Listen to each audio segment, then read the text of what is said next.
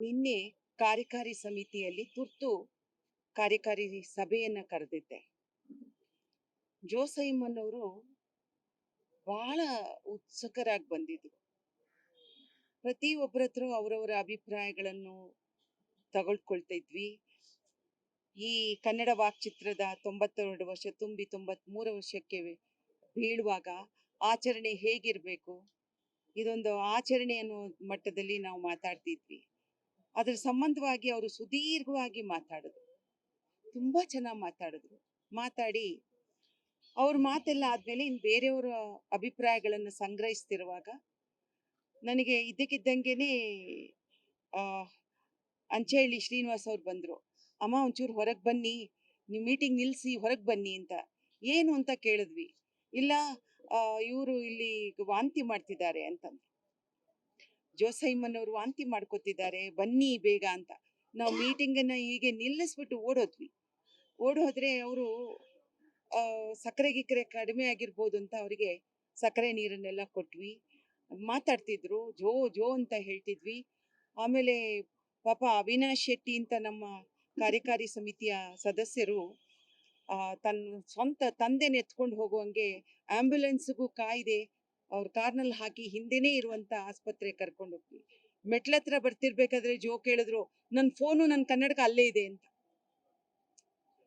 ಒಬ್ಬ ಮನುಷ್ಯ ಚಿತ್ರರಂಗವನ್ನ ಎಷ್ಟು ಪ್ರೀತಿಸಿದ್ರು ಅಂದ್ರೆ 80 ವರ್ಷಗಳ ಅವ್ರಿಗೆ 80 ವರ್ಷ ಆಗಿದ್ದು ನಮ್ಗೆ ಗೊತ್ತಾಗ್ಲಿಲ್ಲ.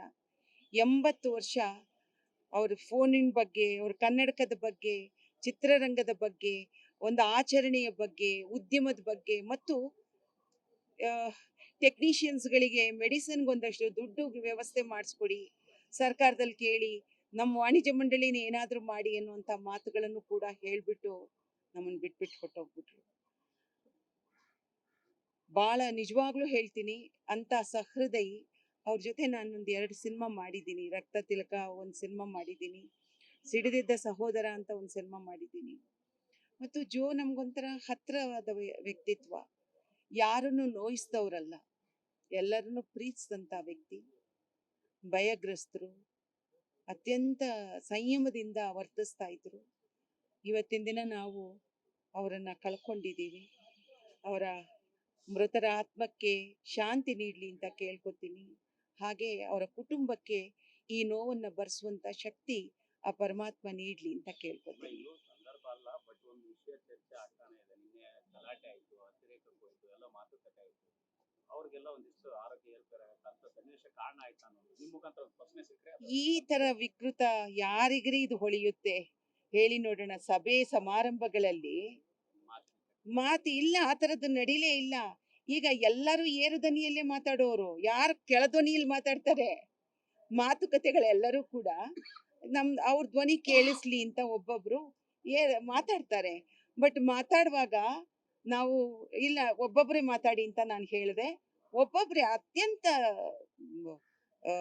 ಅವರ ನೆನಪಿನ ಶಕ್ತಿ ಎಷ್ಟು ಚೆನ್ನಾಗಿತ್ತು ಮತ್ತು ಅವರಿಗೆ ಎಷ್ಟೊಂದು ಸಂಯಮ ಇತ್ತು. ತುಂಬಾ ಚೆನ್ನಾಗಿ ಮಾತಾಡಿದ್ರು ಅವರು. ಸೊ ಆ ಥರದ ಘಟನೆನೇ ನಡೆದಿಲ್ಲ. ಅದ್ಭುತವಾಗಿ ಮಾತಾಡಿದ್ರು, ನಗನಗ್ತಾ ಇದ್ರು, ಇಡ್ಲಿ ತಿಂದ್ರು, ಕಾಫಿ ಕುಡಿದ್ರು, ವಾಶ್ರೂಮ್ಗೆ ಹೋಗ್ತೀನಿ ಅಂತ ಹೇಳ್ಬಿಟ್ಟು ಅವರು ಅಷ್ಟಕ್ಕೆ ಎದ್ದು ಹೋದ್ರು. ಈಗ ಕಾರ್ಡಿಯಾಕ್ ಅರೆಸ್ಟನ್ನ ಯಾರು ಏನ್ರಿ ಮಾಡ್ತಾರೆ? ಯಾರ ಕೈಯಲ್ಲಿದೆ? ಅದಕ್ಕೊಂದು ಬಣ್ಣ ಕಟ್ಬಿಟ್ಟು ಯಾರಾದ್ರೂ ಮಾತಾಡಿದ್ರೆ ಅದು ತಪ್ಪಾಗುತ್ತೆ, ಬಹಳ ದೊಡ್ಡ ತಪ್ಪು. ಅಂಡ್ ಅದಕ್ಕೆ ಸಾಕ್ಷಿಯಾಗಿ ನಮ್ಮಲ್ಲೇನೆ 50-60 ಜನ ನಾವು ಇದ್ವಿ ವಾಣಿಜ್ಯ ಮಂಡಳಿಯಲ್ಲಿ. ಹಾಗೆಲ್ಲ ಮಾತಾಡಬಾರ್ದು. ಯಾರೇ ಮಾತಾಡಿದ್ರು ಅದು ತಪ್ಪಾಗುತ್ತೆ. ಧನ್ಯವಾದ.